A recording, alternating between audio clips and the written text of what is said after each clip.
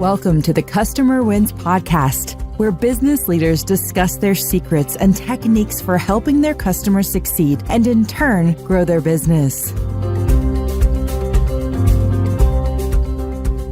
Hi, I'm Rich Walker, the host of The Customer Wins, where I talk to business leaders about how they help their customers win and how their focus on customer experience leads to growth.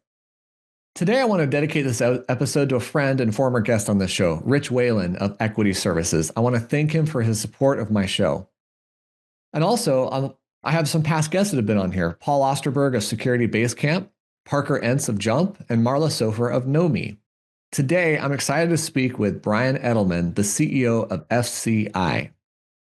And today's episode is brought to you by Quick, the leader in enterprise forms processing. When your business relies upon processing forms, don't waste your team's valuable time manually reviewing the forms. Instead, get Quick. Using Quick, you'll be able to generate completed forms and get back clean, context-rich data that reduces manual reviews to only 1 out of 1,000 submissions. Visit quickforms.com to get started. All right, Brian Edelman is a nationally recognized cybersecurity expert specializing in the financial services industry. He's the CEO of FCI, a NIST-based managed security service provider. That's a mouthful, Brian, which he founded in 1995. FCI offers a comprehensive suite of endpoint and network cybersecurity and compliance solutions customized for financial services. One of Brian's areas of expertise is cybersecurity regulations and compliance at both the federal and state levels. Brian is frequently asked to speak at major industry conferences and is consistently quoted in industry publications, and I'm excited to have him here today. Brian, welcome to the Customer Wins. I'm excited to be here. Thanks for having me. Yeah, I'm glad that you could make this. So for those who haven't heard my podcast before, I love to talk to business leaders about what they're doing to help their customers win, how they built and deliver a great customer experience, and the challenges to growing their own company. Brian, I want to understand your business a little bit better. How does your company help people? Well, we provide protection, which being from New Jersey, it's what we grew up doing. We provide cyber protection. We keep the information safe. We keep their computers safe. And we do our best to make sure that the bad actors don't get access to either data or money. So reading your bio that you started your company in 95, I remember back then floppy disks were the threat, right? Transferring Trojan viruses and who knows what. What have you seen happen over these years that you've been doing this? I mean, I would tell you a lot has changed, but also not a lot has changed, right? So when you think about financial services and financial advice, and I did start my career as a financial advisor, actually a second generation financial advisor, which is where my passion for the industry comes from.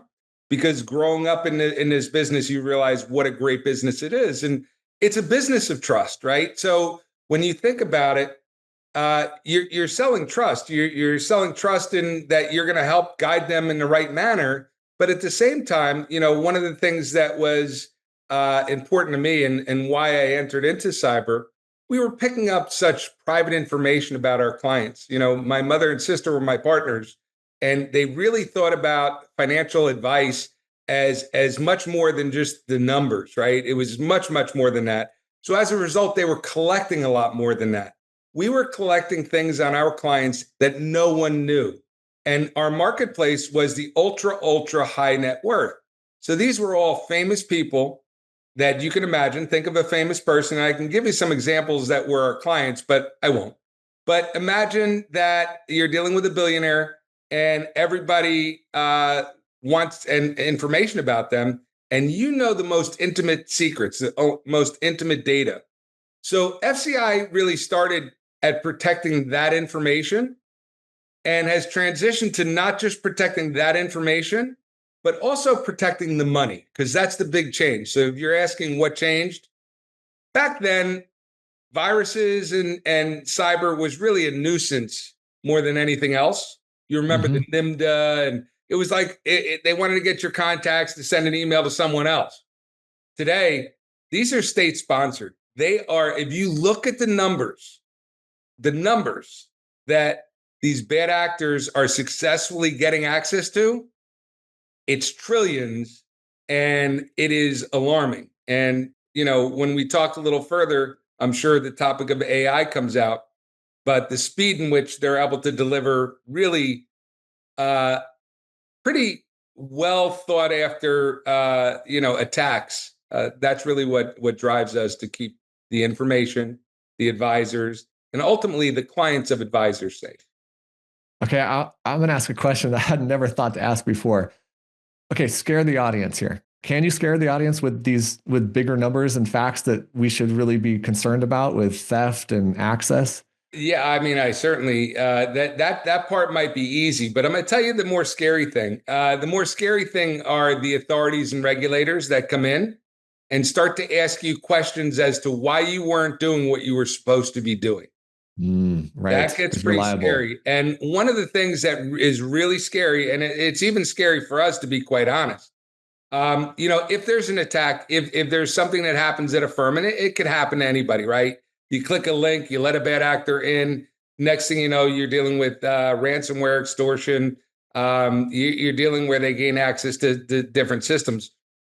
But when the FBI comes in, and we had a case, very interesting case, where the bad actors gained access to service forms, so very relevant for this conversation.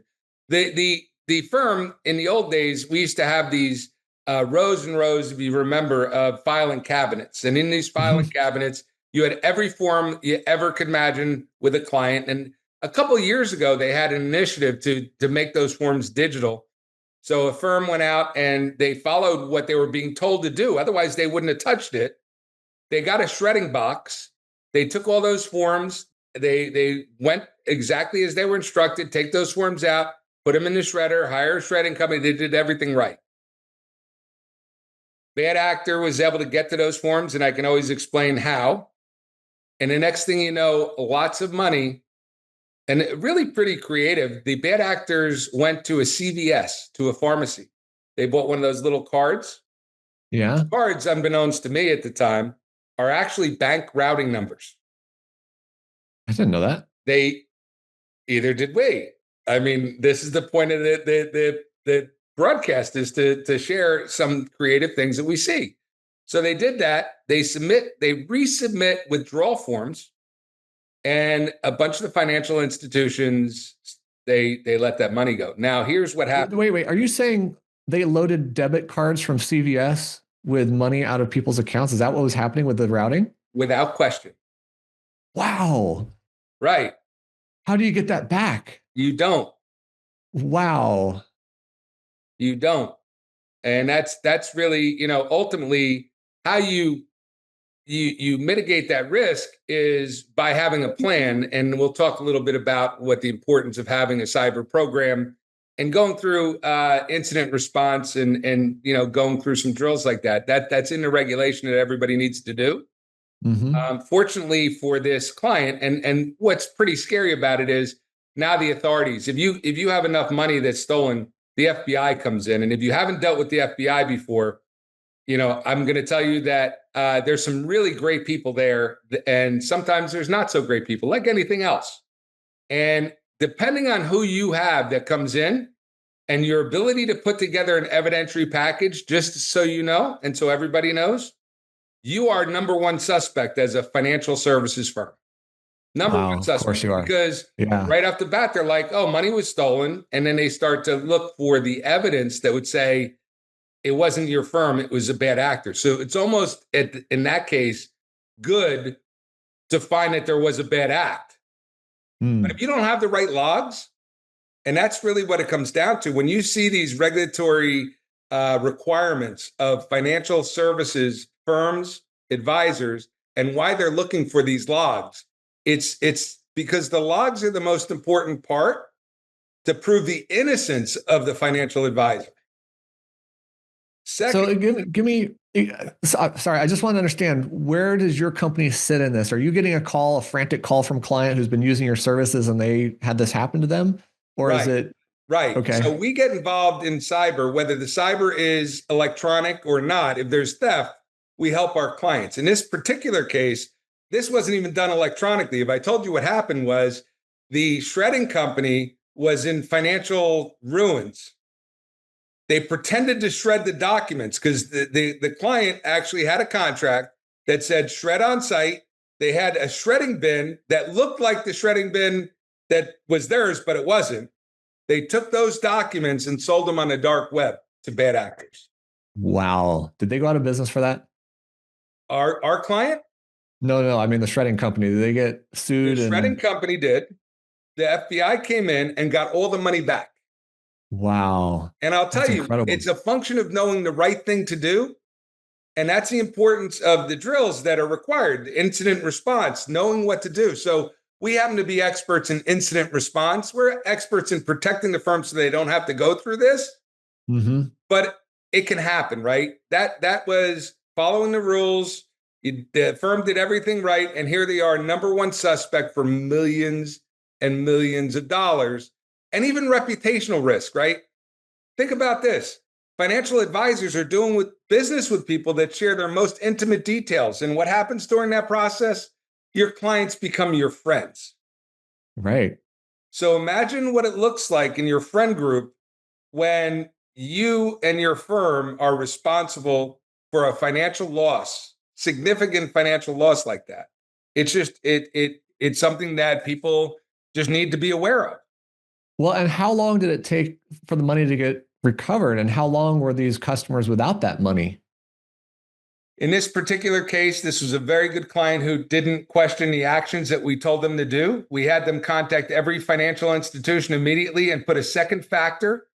Again, not necessarily, it doesn't always have to be cyber. So the second factor was any withdrawal request, pass it by the firm. That simple. Yeah.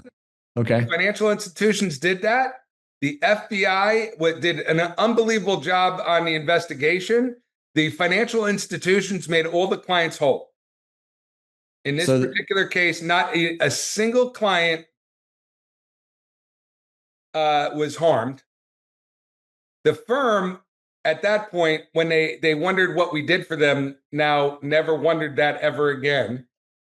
Sure. Which was great. And interestingly enough, the broker-dealer that was involved in it, they learned a lot of lessons because as where they were coming from was it had to be a cyber attack. And we're like, it's an investigation. So an active investigation with the FBI.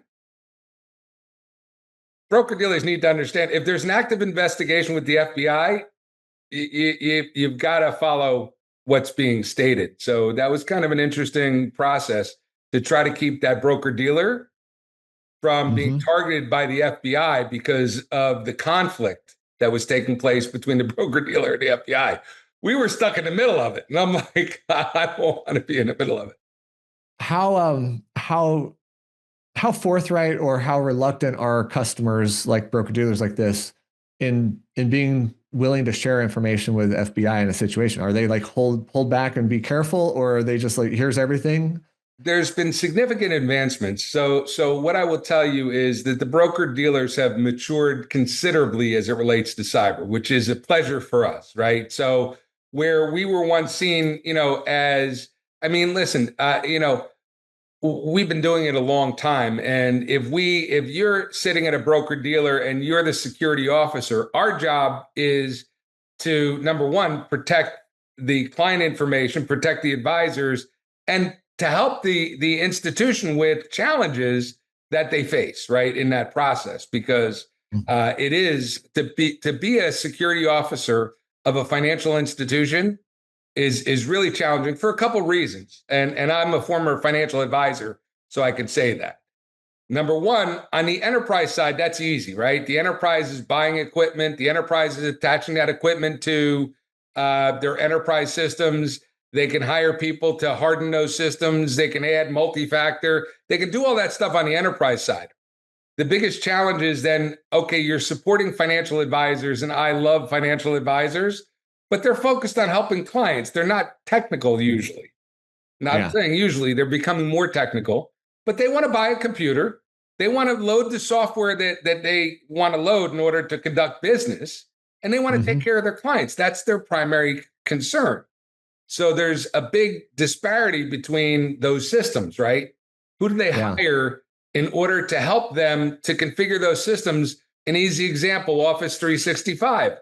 You buy it from Microsoft, out of the gate, it's not secure. You need somebody to secure it. If I hire an IT firm, they just know how to get it to work. They don't really know how to secure it. And as advisory firms, they may not know the questions to ask. So you then look at the broker dealers and say, "Hey guys, we've seen a considerable amount of great work by the broker dealers that are getting actively involved in the field side of the technology." Just to be clear, I mean, broker dealers for years have had secure infrastructure for the home office, for the main office, right? But all their operations and trading is covered, but you're bringing on new advisors, doing security assessments on new advisors so you understand whether you're dealing with a secure firm or not. Doing some research on the resources, the IT resources they're using. Is it a local guy? Is it a friend? Is it somebody that's part of the firm?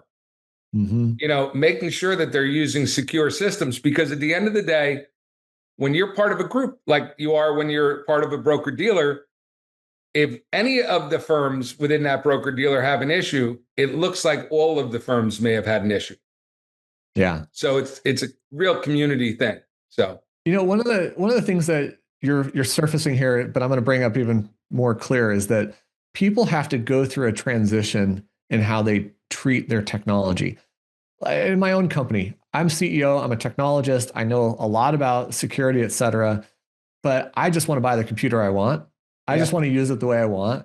Right. But since we adopted SOC 2 years ago, I have to follow protocol. So I can't just go get any software anymore. I have to run it through my IT division who says, yes, this is secure, it's compliant, blah, blah, blah, and approve it or put it off in some system. But that part of transitioning your mindset is hard. How do you help your customers go through that? Or do they have to anymore? Do they all get it? They do have to go through that. And we just make it easy, because what we sell is automation. We sell, the concept of what we do was, look, my mother and sister are advisors and they're not technicians. And for years, I had to make sure that their systems worked. And I had to do it where ultimately it just was. Everything was just set right. Everything just works. So what we do for our clients on the endpoint side is automation, right? We basically have automated everything to make sure that computer they work on is secure, compliant, and most importantly, for their perspective, it just works. They don't want to be told what computer to buy. We made it so that no matter what computer you buy, an Apple, great. You buy a Windows, great. You buy a computer that works commercially, and we take care of the rest. It's turnkey, and our automation does everything. So do you have to know how to put the screensaver on? No. Do you have to know how to encrypt the computer? No. Do you have to know pretty much anything? Well, kind of. You have to know that if you have an issue with cyber, you have a cyber team, and we make it so easy. You just reach out to our team, and our team knows what to do. So it's different than just say, oh, we're going to buy Bitwarden and turn it on, or Bitdefender and turn that on, or any number of tools, because you guys are a team behind the scenes who's going to take the call and walk people through this process, right? Right. And then you bring up a good point. Buying a product to solve the problem because it said, oh, you have to buy antivirus, doesn't solve the problem, because, like if I were giving investment advice, it's you don't just give the investment advice. There's more to it. Things change, right? That software may have worked last year, but doesn't work this year. The configurations, like there's just a lot more to it than just putting something on and checking the box. Things have to be configured securely. You want people watching over it on your best interest. You want evidence. You want evidence that it's there. I mean, think about the simplest part of what we do. Our system does an audit of the safeguards on the machine and presents that to the security officer, who has the responsibility to know your computer is secure.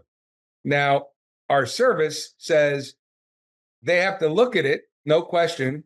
But as a managed service, and you said before that was a big mouthful, but we are a managed security service provider. And that simply means that we take on that responsibility to make sure all those settings are set right. Yeah. So does this mean your kids have been safe at home this entire time? Like you have your house wired properly? Yes. I have, and that you bring up a very good point. And it's a differentiator when a financial advisor embraces the whole fiduciary responsibility, right?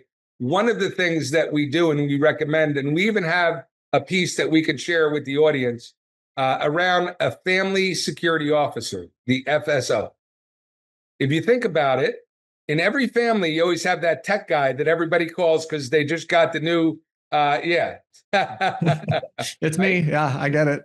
So what happens with our approach with that is to say, okay, if every family has that, then also take on some security responsibilities, right? Set an information security policy for the family. Yeah. Everybody should have endpoint protection on their device. Great. Sign up for a great endpoint protection service. Make sure it's on each computer. Oh, no, Brian. I just won't let my kids have devices. Right. That's simple for me. And great. But more importantly, make sure they know you're the one to call when they click that link. Because ultimately, look, with AI, and we're going to, again, probably talk about it some more because I know AI is a big topic. And certainly. Oh, it's my next question, actually. I want to get into it. I'll give a little teaser on AI. But with AI out there, I'll give you the little piece, which is in the old days when you got an email from the Nigerian prince and there was spelling errors and it was really just not, it wasn't written well. It was pretty easy to spot. You know, somebody fell for it somewhere. Otherwise, it wouldn't have been happening, right? So if they didn't get money, they wouldn't be sending those out. So somebody responded and is waiting for their inheritance from the prince. Yep. Laugh. You know, the funny thing would be if they actually received one and we're all laughing at it, but I don't think they are receiving one. But AI, I mean, and the simplest form of AI, and we're going to talk about AI, it sounds like in a second anyway. But just think I could take that old Nigerian prince email, run it through ChatGPT or one of the other AIs, Copilot, put it through that, and it would write a magnificent email that anybody would fall for. In every language around the world and more. Yeah, I know. In fact, really what my question about AI to you is, how is it changing the landscape in your view? And I don't mean just the content creation, but literally, why can't ChatGPT do the hacking? Oh, no. We got 10 minutes maybe. So I just want to preview. AI is a wonderful tool, but there are risks associated to AI. You spoke about vendor due diligence, making sure the vendor you're using, the AI vendor, when you give them access to your data, what data are you giving them access to? Are you giving them access to your whole database? Are you giving them access to a small subset? Do you have good protocols when you're talking to AI to make sure that you're not putting, for example, the whole account number? You can talk about account numbers, but give them pet names. Like there's a whole series that should be coming out that tell people proper AI etiquette for things like, the meeting, the AI that watches the meeting and gives you instruction after. There's just good practice like that. But here's the thing with AI. The speed that AI can do things, the inexpensive behavior of AI where I can tell it, hey, write me a program that somebody's going to click a link. And when I click the link, it's going to send my information to wherever. You can tell this AI to build that program for you. You can tell AI to write the email. You can tell AI, the power and speed of AI. And I'll give you a quick AI story. Corporate email breaches are one of the most significant issues when it comes to financial advice and financial advisors. They click on a link. They think they're downloading a document from a client. It's a bad link. They put their credentials to Office 365. They don't have multi-factor turned on. And at the same time, that was all old news. Where the new news is, AI can get into your mailbox and within seconds figure out who they're going to send an email to steal money. Yeah. If somebody is going to look for things like, hey, I'm trying to send you a wire. So we saw that take place. We saw a IT firm that helped a prospect of ours. They weren't even a client at the time. They became a client immediately because the IT team had no idea what to do. They were just deer in the headlights, right? So they called us in and we were able to solve the issue. And a big part of that, thank God, they had logging turned on. Microsoft doesn't have that on by default. So if anybody remembers anything, validate that your Office 365 logging is indeed turned on, because if that's not turned on, we can't help. We analyze those logs. We find where the bad actor is. We find the IP address. We find the email that the person clicked on. We find everything. We find what the AI did. We find exactly what contacts they may have touched. We can find that stuff out as fast as they can, but it's so fast that literally when I tell you and how calculated it is, they know a day of the week that they have lead time, right? So they start to look Thursday afternoon because they think people's guard is down on Friday and they don't wake up till Monday. You're right. So the AI went into the mailbox. It found a client that was trying to send a check. The AI told the client not to send a check, made up a story about the firm's under audit. They would be better if they wired the money, and they sent them wiring instructions that the client followed through with on Friday. Oh, no. And called to validate it on Monday. Right. Too late. And we got involved on Monday. Right. So the issue is speed. That people with AI, the power, you have more people that can do bad things. They can do it very quick. And as a result, Brian, I think you just made the case for why nobody should keep email. I mean, email should be a zero inbox effectively, because all that history is there. And I'm the worst offender. I've got way too much history in my email. I'm going to tell you that there's something that CISA, which is the government agency that says what we should do to keep information safe, they came out and said, it's not that you shouldn't have anything in your inbox, but your inbox needs to be a zero trust inbox. Yeah. So I want, there's a document, CISA created it. It's called CISA Maturity Model 2.0. And it says, how do I make sure it's you and only you in your inbox? And that's exactly what we've been doing for our clients. Oh, that's great. So talk about zero trust. What does that actually translate to? What does that mean to the layperson?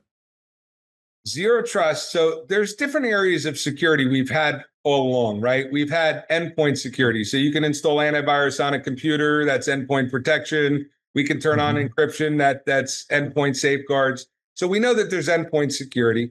We know that there's user security, right? I can log into a website. It sends me a code. I can type the code in. So it now has a better knowledge that it's not just my username and password. There's now a third factor, which is called multi-factor. So that's helped with user security. Then they said, okay, network security used to be that we all worked out of an office. There was a firewall in the office. We go through the firewall and somehow we're safe that way. So that was network security. And then your cloud app security. That's where you used to sign up for Office 365 and we thought it was safe. It turns out it needs to be configured safely. Office 365 is one of the most safe platforms, but naturally is not set safe. Just to be clear. Right. You got to make sure you set the right settings. And then you have data in there. So like you said, your inbox is full, not empty. So that's the 5 pillars of zero trust. When each pillar is talking to the other and becomes a dependent on the other, you don't have a zero trust component. You have a zero trust ecosystem. So now let's look at this. I go to log into Office 365. It's now set security because that is security assessment.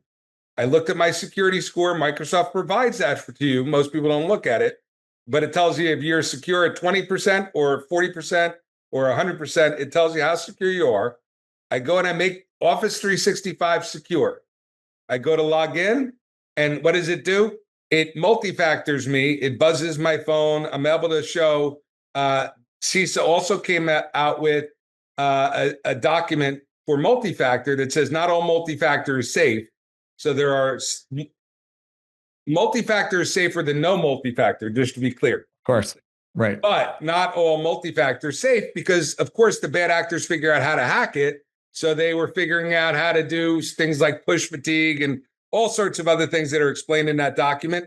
So 2 good reading documents for the audience. One, the CISA Zero Trust Maturity Model 2.0. And the second one is the phishing proof MFA. But imagine I logged into Office 365.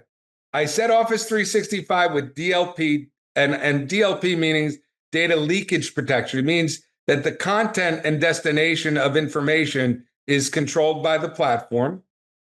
I log in. I now know it's you. So let's just say you're logged in. You know it's you. But now it takes another look at the computer you're using and says, is that a known computer, or is that a computer I don't know? See, one of the big tests that the audience can test is, can I log in from a brand new computer? Because if I can, without talking to my security officer, then the security in our firm is deficient. Yeah, that's a great test. So you should. So does that mean I can go buy a computer? Right. Well, if you go buy a computer and try to log into your systems and see what systems you can get into, the ones you can get into are not part of your zero trust ecosystem. Make sure that system doesn't have any information you want stolen. It's really that simple. Yeah. So when you add all those things together, when the computer is a requirement to be protected, known and protected, when the user is using multi-factor, when the system has been hardened and secured, when the network you're on, we have this great new networking. And there was an organization that was in financial services that had a great slogan. It basically said, the best way to be secure is to come off the open internet. I happen to agree with that. On the networking side, there's been significant advancements in that, where we could take every computer off the open internet without the end user even knowing that was done.